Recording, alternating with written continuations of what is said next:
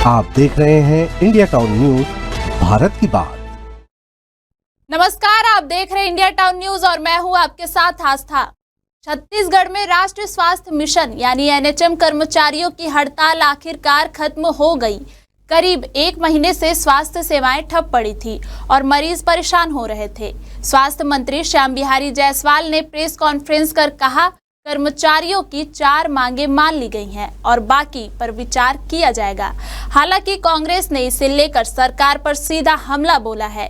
क्या है पूरा मामला, देखिए हमारी इस खास रिपोर्ट में।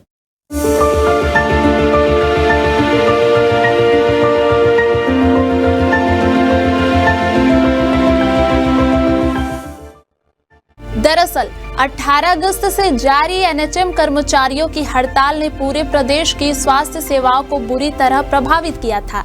लगभग 1 माह से मरीजों को दवाओं, जांचों और इलाज में मुश्किलों का सामना करना पड़ रहा है। लेकिन स्वास्थ्य मंत्री श्याम बिहारी जायसवाल ने शुक्रवार को प्रेस कॉन्फ्रेंस में घोषणा की कि कर्मचारी संगठनों के साथ बातचीत के बाद हड़ताल खत्म करने पर सहमति बन गई है। साथ ही उन्होंने एनएचएम कर्मचारियों से तत्काल काम पर लौटने की अपील की और चेतावनी दी कि यदि कर्मचारी काम पर नहीं लौटते तो नई भर्ती की जाएगी।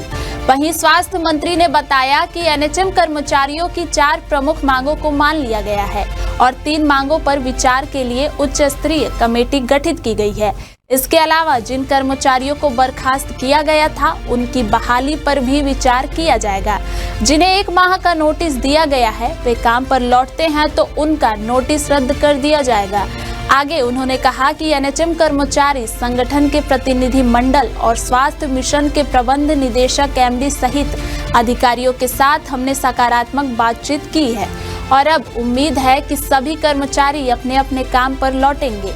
स्वास्थ्य मंत्री ने एनएचएम कर्मचारियों को राज्य का अहम हिस्सा बताते हुए कहा कि सभी कर्मचारी जल्द से जल्द अपने कर्तव्यों पर लौटें। उन्होंने जोर देकर कहा कि सरकार ने कर्मचारियों की मांगों पर सकारात्मक कदम उठाया है। आपको बता दें कि 16,000 एनएचएम कर्मचारी अपनी 10 सूत्रीय मांगों को लेकर पिछले 1 माह से सरकार के विरोध में हड़ताल कर रहे थे, जिसमें उन्होंने सरकार का ध्यान अपनी तरफ आकर्षित करने के लिए शासन प्रशासन को खून से पत्र लिखा, भीख मांगा, चुनरी यात्रा निकाली और अपने आंदोलन को जारी रखा। आखिरकार अब जाकर सरकार एनएचएम कर्मचारियों के आगे घुटने टेक ही दी। स्वास्थ्य मंत्री ने कहा कि कर्मचारियों के 10 में से 4 मांगे पूरी की जा चुकी हैं, 3 पर कमेटी बनाई गई है और बाकी 3 मांगों पर उच्च स्तर पर चर्चा की जाएगी। लेकिन इन सब के बीच कांग्रेस ने भाजपा पर वादा खिलाफी का आरोप लगाया है। प्रदेश कांग्रेस अध्यक्ष दीपक बैज ने कहा कि विधानसभा चुनाव में मोदी की गारंटी के तहत एनएचएम कर्मचारियों को नियमित करने का वादा किया गया था, लेकिन अब भाजपा सरकार अपने वादे से पीछे हट रही है। आपको बता दें कि कांग्रेस अध्यक्ष दीपक बैज ने बीजेपी पर पलटवार करते हुए कहा कि 2023 के विधानसभा चुनाव में भाजपा ने मोदी की गारंटी में एनएचएम कर्मचारियों से नियमितीकरण का वादा किया था। कर्मचारी उसी गारंटी को पूरा करने की मांग को लेकर हड़ताल में है तो सरकार उनको धमका रही है।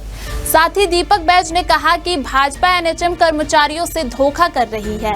उनकी मांग जायज है, यह एनएचएम कर्मचारियों का हक है। सरकार तत्काल उसे पूरा करे और आंदोलन को समाप्त कराए। केंद्र सरकार ने यह स्पष्ट किया है कि स्वास्थ्य राज्य सूची का विषय है।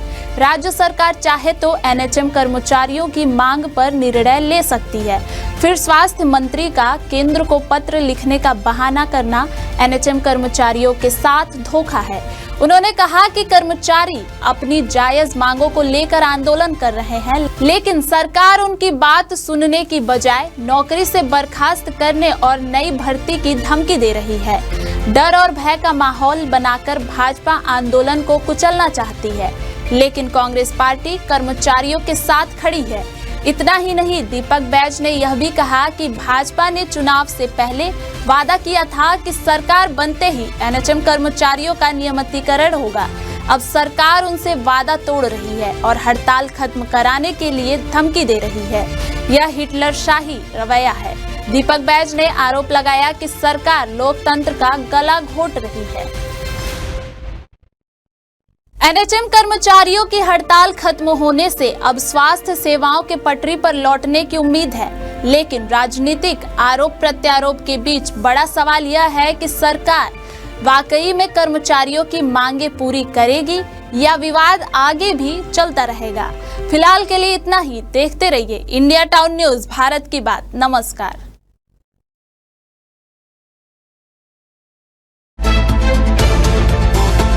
आप देख रहे हैं इंडिया टाउन न्यूज, भारत की बात।